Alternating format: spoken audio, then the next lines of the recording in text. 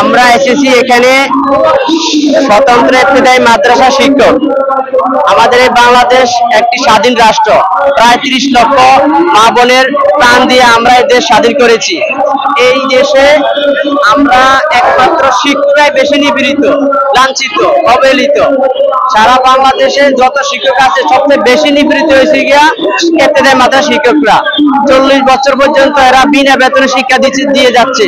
কিন্তু এই আমাদের শিক্ষা দিয়ে অনেক ছাত্রছাত্রী বিসিএস ক্যাডার হয়েছে, বিভিন্ন পর্যায়ে ভালো ভালো অবস্থানে সরকারি পোস্টে চাকরি করে, সরকারি বিভিন্ন কাজ করে। কিন্তু আমরা যাদেরকে শিক্ষা দিয়েছি, আমরা সেই শিক্ষকরা আজও বেতন পাই নাই, বেতনবিহীন আছি। না মাত্র কিছু সংখ্যক প্রতিষ্ঠান 2200 এবং 3500 টাকা করে অনুদান পায়, কিন্তু আর কোন শিক্ষক 1 টাকাও পায় না, বিনা বেতনে চাকরি করে আছে 40 বছর পর্যন্ত। অথচ আমাদের বাংলাদেশ সারা বিশ্বের একটা সর্ববৃহৎ এবং উচ্চ পর্যায়ে দাঁড়িয়ে আছে স্বাধীন রাষ্ট্র হিসাবে। এই রাষ্ট্রে শিক্ষকরা তো নিপীড়িত, লাঞ্ছিত, অবহেলিত আর বিশ্বে কোথাও রাষ্ট্র নাই।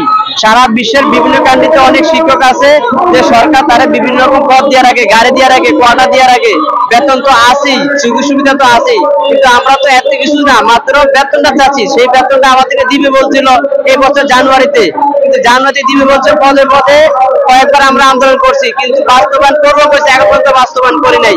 আমরা আজ পর্যন্ত অনেকবার এই দেশে এসেছি, অনেকবার আমাদের এই রাজ্য প্রেস ক্লাবে আইছি এবং বিভিন্ন রকম দাবি নিয়ে আইছি। দাবি একটাই যে আমাদের যে 28 জানুয়ারি আমাদের প্রতিষ্ঠানগুলা এমপিও করে পর্যায়ক্রমে জাতীয়করণ করবে, কিন্তু এমপিও এখন পর্যন্ত করা হয় নাই। আমাদের বুঝ দেওয়ার জন্য 728 কোটি টাকা জুন মাসে অর্থ বরাদ্দ দিয়েছিল, সেই অর্থ বরাদ্দ দিয়েছিল ঠিক, কিন্তু এখন পর্যন্ত সেই টাকা বন্টনের বিষয় যে আমরা যে মাদ্রাসা শিক্ষককে এমপিও নিব, মাদ্রাসাগুলো এমপিও নিব, সেটা ব্যাপারে সরকার কোনো মাথা ব্যথা নাই। সরকার বিভিন্ন কাজকর্ম নিয়ে ব্যস্ত আছে, আমাদেরকে শুধু আশ্বাস দিয়ে যায়। তাই আমরা এবার রাজপথে আইছি। প্রধান উপদেষ্টা পদে পদযাত্রা আছে, শিক্ষা উপদেষ্টা পদে পদযাত্রা আছে। শিক্ষা উপদেষ্টা পদত্যাগ করবে, নাহলে আমাদের দাবি আদায় করে নিবে। এই মর্মে আমরা এখানে অবস্থান কর্মসূচি পালন করতেছি।